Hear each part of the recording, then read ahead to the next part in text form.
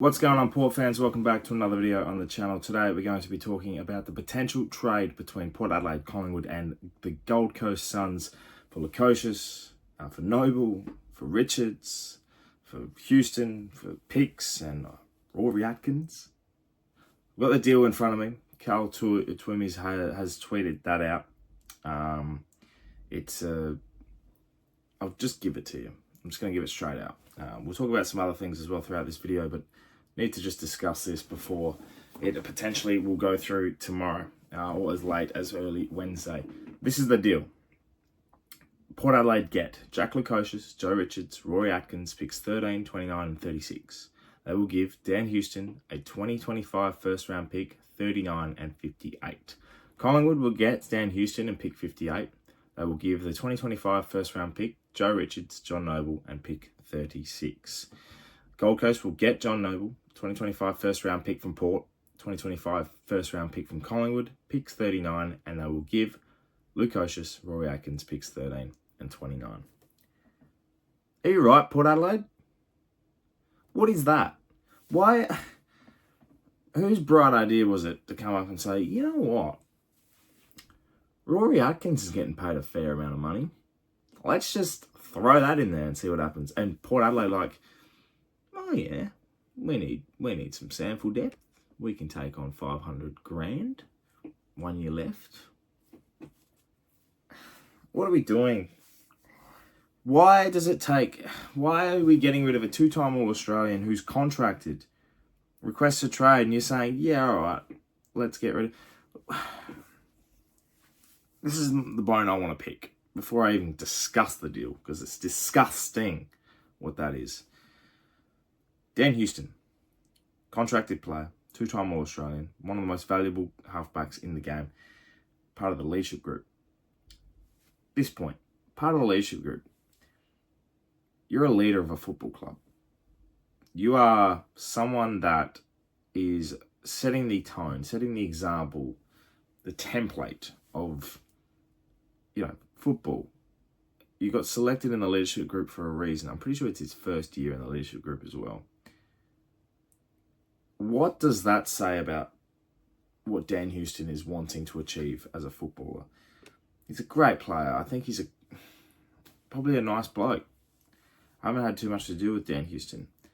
I'm sad that he's leaving. I really want to keep him. I love him as a player. I think he's fantastic. He is a match winner. So when a deal like this comes along and you're sitting there going, okay, well, let's take it. No, that's not what you do, Port. Both parties, in respect. You're a leader of a football club and you're saying, all right, I want to get up and leave. That not only sets the example of what players can do for the future, it sets, a precedent that no matter what you do as a footballer or a football club, the player's just going to walk all over you. It is just piss poor by Port to be even considering this deal. And if it goes through and I see Jack Lukosius, Joe Richards, Rory Atkins, picks 13, 29 and 36. Look, I love the picks aspect of it. I think 13, 29, 36 is pretty good. In terms of this year's draft, I love pick 13. The future first rounder for Lukosius is fine. But when you throw in Rory Atkins to sweeten the deal, it's pretty pathetic. I think it should be a future second rounder for Jack Lukosius, purely on the basis if he wants to go home. There's no real value in terms of him staying, and also the fact that we're taking on a fair lump of his contract. What Gold Coast are doing, they're throwing away their contracts, and it's just, I don't think you should be able to sit there and say, yeah, I'm accepting that. There's going to be an outcry of this. And I'm very happy to receive Lukosius, very happy to get Joe Richards. That's fine. I think they're going to be helping hands into what we want to be as a football club. But you can get them without even doing this deal with Dan Houston. So why are we sitting here and going, all right, Dan Houston can be part of this deal, the most valuable player in this trade period. You're going to be throwing around with names like Joe Richards and Rory Atkins. I can't sit here and accept that as a fan. But I know we don't have an input in trading. We don't have an input in list management. We just sit here and, we're behind keyboards or behind videos or behind grandstands and just sitting there, and we have to support whoever's on that field. But the decision-making from the football club, this was the one part of Port Adelaide that you could actually say, oh, wow, we've done an amazing job. Dan Houston, we've traded for Connor Rosie and Zach Butters, and then was Xavier Dersma. Brought in some key components. Jordan Sweet looks like he's going to be a great pickup. But ever since that Horne-Francis deal, it's sort of downgraded a little bit. I don't think, and this will be the worst deal we've done in years, quite frankly. It is, you're underselling what you've truly valued as Dan Houston.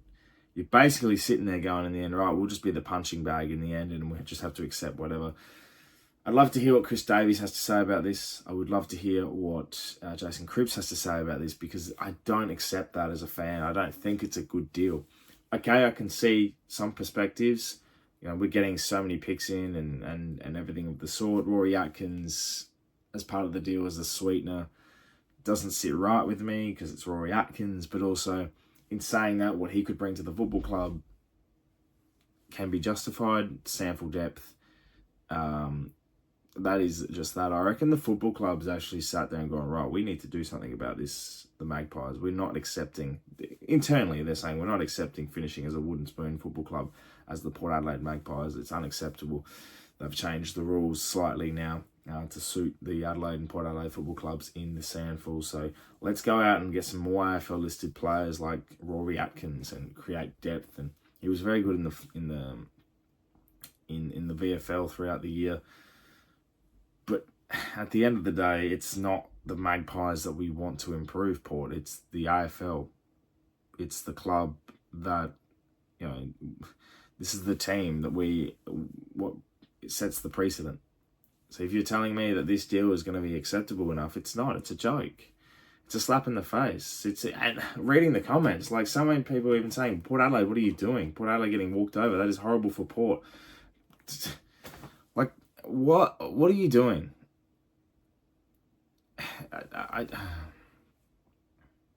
Why are we giving away a future first? I don't think the future first should be there. If the future second was there, I could understand. I would accept it straight away. The future first should not be in this deal.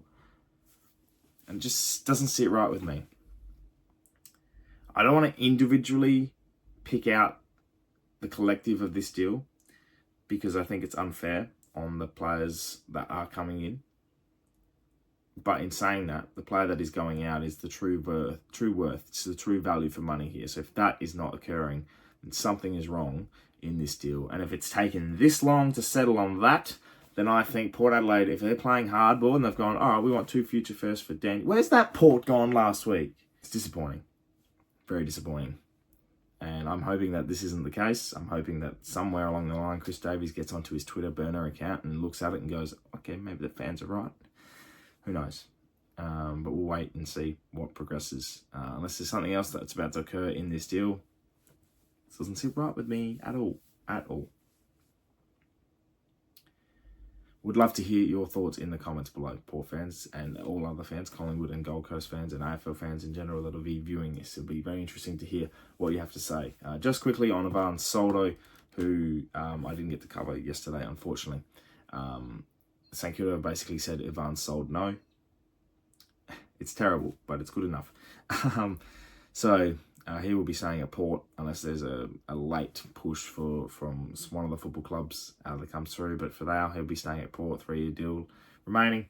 Some people commenting on the fact that him coming back to the football club will be ugly and disappointing, and just not the right culture. Port Adelaide's culture is built on connection. It's built on the leadership group is a Connor Rosie, Zach Butters. It's a welcoming family atmosphere. It's not hard-edged. It's not going to be like, you turned their back on us, you're not coming back in type of thing. I don't believe that'll be the case at all. I think there'll definitely be an internal demand of, right, you're coming back to this football club, you got to demand and earn the respect back. There's not going to be easy handouts. You got to earn the respect of the football club back your way. So Ivan's got to work on that. I understand personal factors and personal life contributes to your footballing ability, and that's what sometimes is a motivator. And if nothing's going right in your personal life, then having your football life become on a downhill slide, and I guess injuries and everything, you just wouldn't have enjoyed the season. So I completely understand Ivan's point of view, but in saying that, when you come to a football club and you're instantly not happy that's your own disappointment. You've got to make the most of it now. You've got a golden opportunity that some kid around the block would be thriving for, killing for. So, yeah, Ivan's got a lot of work to do and a lot of respect back from his players, his teammates, his coaches, fans, everyone. Yeah, it's pretty piss poor on his behalf as well.